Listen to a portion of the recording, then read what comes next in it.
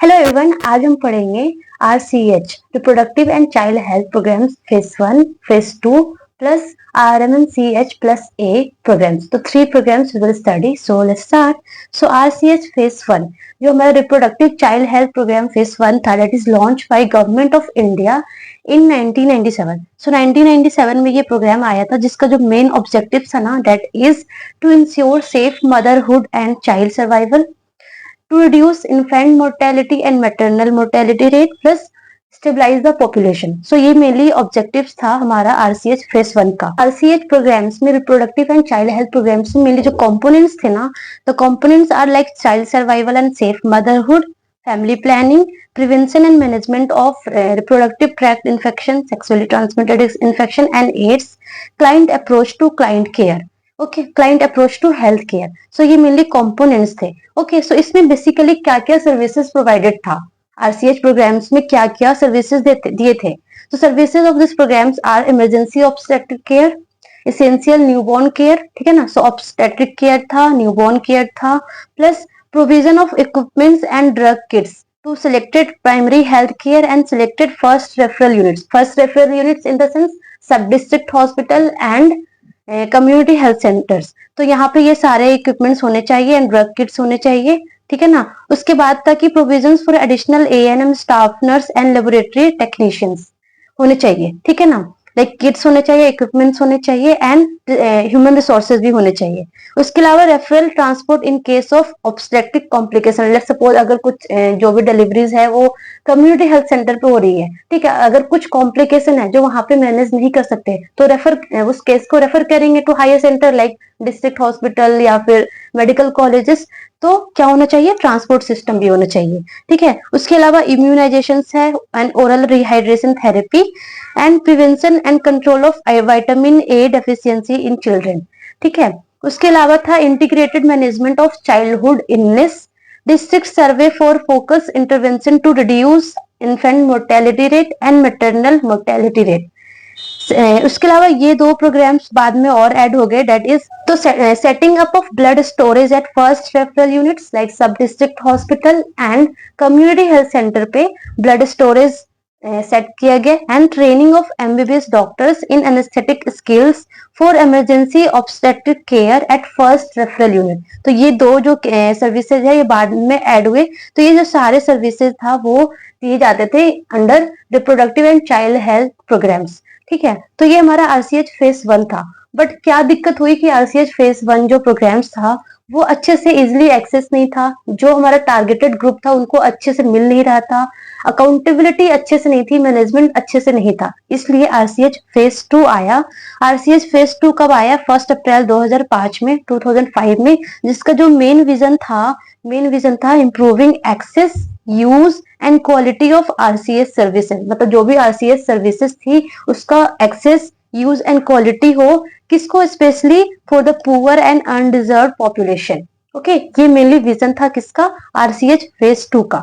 जो भी सर्विसेज था ना अंडर आरसीएस प्रोग्राम्स, तो उसका easily improving access, use and quality of RCS services. Okay, so इसका जो मेन ऑब्जेक्टिव था, लाइक ये जो विजन था उसको कैसे पूरा करना था, तो like improve the management performance, develop human resources intensively so that अच्छे से लोगों को मिले, and monitor and evaluate the services so that हम टाइम टू टाइम मॉनिटर करें एंड लाइक वी आइडेंटिफाई की जो सर्विसेज है वो लोगों को अच्छे से मिल पा रही है नहीं मिल पा रही है।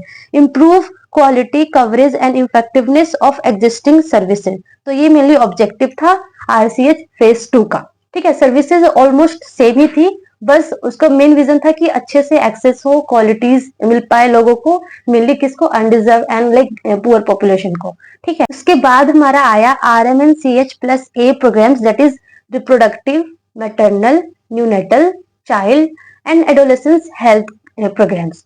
ये कब आया था, 2013 फैब को आया था, ठीक है। तो इसको आपको ऐसे याद करना, 5 into 5 मतलब क्या है, 5 बेनिफिशरीज थे एंड 5 स्ट्रेटेजी थी। जो 5 बेनिफिशरीज थी उनको पूरा करने के लिए सबकी 5-5 स्ट्रेटेजी थी, तो 5 into 5। तो 5 बेनिफिशरीज कौन कौन से थे, एज द नेम में ही है। आर मतलब reproductive group, maternal group, neonatal group, child group and adolescence group. तो 5 बेनिफिशरीज हो गए। ये जो 5 बेनिफिशरीज थे सबकी स्ट्रेटेजी थी, सबकी 5-5 स्ट्रेटेजी थी। तो फर्स्ट हम पढ़ते हैं रिप्रोडक्टिव हेल्थ ग्रुप के लिए। सो रिप्रोडक्टिव हेल्थ ग्रुप के लिए क्या क्या 5 स्ट्रेटेजीज थी? That is focus on spacing method of PP IUCD at high case load facilities. Okay, focus on spacing method. Second था focus on interval IUCD at all facilities. ठीक है, so focus on spacing method, focus on interval IUCD, then home delivery of contraceptives and ensuring spacing at birth through ASHAs. ठीक है, fourth क्या था? Nishchay and strengthening comprehensive abortion care services. So one thing I wanted to से here, निश्चय, one is निश्चय and other is Nikshay. Nikshay, ठीक है, इसमें आप कंफ्यूज मत होना। निक्षय मतलब क्या आएगा, निश्चय मतलब ऐसा आएगा। तो निक्षय जो पढ़ोगे आप, वो आप टीवी कंट्रोल वाले में पढ़ोगे। निक्षय मतलब it's a kind of technology था। बट निश्चय में क्या था? निश्चय करना, मतलब जो आशा थी ना, वो घर तो डोर टू डोर क्या देती थी? वो निश्चय किट, मतलब यूपीटी टेस्टिंग किट देते थे टू चेक द प्रेगनेंसी। वो किसके थ्रू? आशा के थ्रू। दैट इज निश्चय। ठीक है, एंड स्टेरिलाइजेशन सर्विसेज। तो ये सारे 5 स्ट्रेटेजी। तो 5 जो हमारा स्ट्रेटेजी था फॉर रिप्रोडक्टिव ग्रुप, क्या क्या था? फर्स्ट था हमारा focus on spacing method, focus on interval IUCD, third था home delivery of contraceptives and ensuring spacing at birth, Nishchay plus sterilisation services. तो ये 5 जो थे स्ट्रेटेजी थे for reproductive health. Same for maternal health group, 5 जो strategy थी वो क्या क्या थी? फर्स्ट था हमारा use MCTS, that is mother and child tracking system to ensure early registration of pregnancy and full antenatal checkup. Okay, मतलब use of MCTS, detect high pregnancy, high risk pregnancy को detect करना and then उसको refer करना to higher units, highly train HR, highly train human resources, review maternal infant and child death for corrective action. पहले हम review करेंगे, then तभी तो हम एक्शन ले पाएंगे। तो रिव्यू करना, then take the proper action, identify low institutional delivery areas and incentive is given to ANM for domiciliary deliveries. Okay, so mainly क्या क्या था? First था use MCTS for early registration, detect the high risk pregnancy, highly trained HR होने चाहिए and review the maternal infant and child death and proper action लेने हैं। and fifth था कि identify the low institutional delivery areas.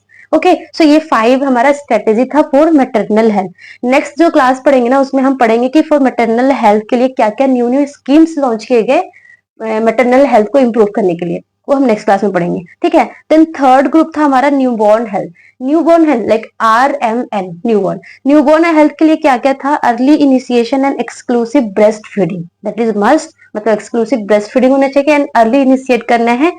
Second था home based new born care through ASHAs. Then third था हमारा essential new born care and resuscitation at all delivery points. Even जो हमारा PHC होता है ना, प्राइमरी हेल्थ सेंटर, वहां पे भी like essential new born care दिए जाते हैं। Okay, then special new born care unit with highly trained human resources and infrastructure. ठीक है, and community level use of gentamicin by ANM। This is like important question की may be MCQ में आ सकता है कि लाइक ANM के through gentamicin use कर सकते हैं, लाइक ऐसे ही कुछ भी क्वेश्चंस पूछ सकते हैं।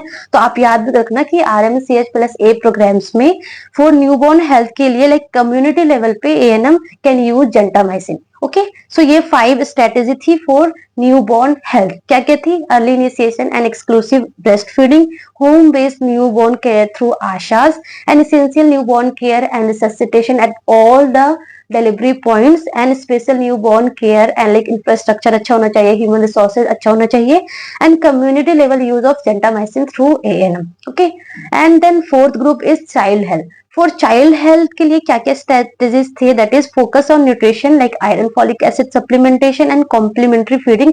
ये जो भी हम पढ़ रहे हैं ना लाइक चाइल्ड हेल्थ, उसके लिए क्या क्या स्कीम्स लॉन्च किए गए, लाइक जितने भी स्कीम्स एंड प्रोग्राम्स आए थे वो हम लाइक नेक्स्ट क्लास में पढ़ेंगे। ठीक है, बट ये स्ट्रेटेजी थी। इन 5 स्ट्रेटेजीज को कीप इन माइंड, उन्होंने लाइक अलग अलग स्कीम्स, अलग अलग प्रोग्राम्स लॉन्च किए।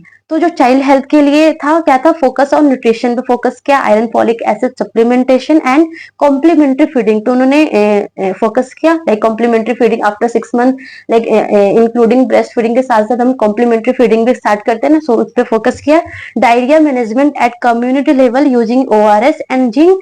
थर्ड था मैनेजमेंट ऑफ निमोनिया, क्योंकि निमोनिया बहुत कॉमन होते हैं उसकी वजह से लाइक डेथ भी बहुत कॉमन होते हैं, so management of pneumonia and full immunisation coverage then RBS के, जो आरबीएस के प्रोग्राम्स हम पढ़ेंगे उसमें हम अच्छे से पढ़ेंगे। इसमें मिली क्या था कि screening of children for 4D, that is birth defect, developmental delays, deficiencies and disease, उनको लाइक अर्ली स्क्रीनिंग करना है एंड मैनेजमेंट करना। तो ये 5 स्ट्रेटेजी थी फॉर चाइल्ड हेल्थ ग्रुप के लिए। Okay, then for adolescence health, है ना, रिप्रोडक्टिव हो गया, मैटरनल हो गया, न्यूबॉर्न हो गया, चाइल्ड हो गया, and then adolescence health. So adolescence health के लिए क्या क्या था? First of all address the teenage pregnancy, teenage pregnancy को एड्रेस करना and increase the contraceptive prevalence in adolescence. First strategy थी introduce community based services through peer educators.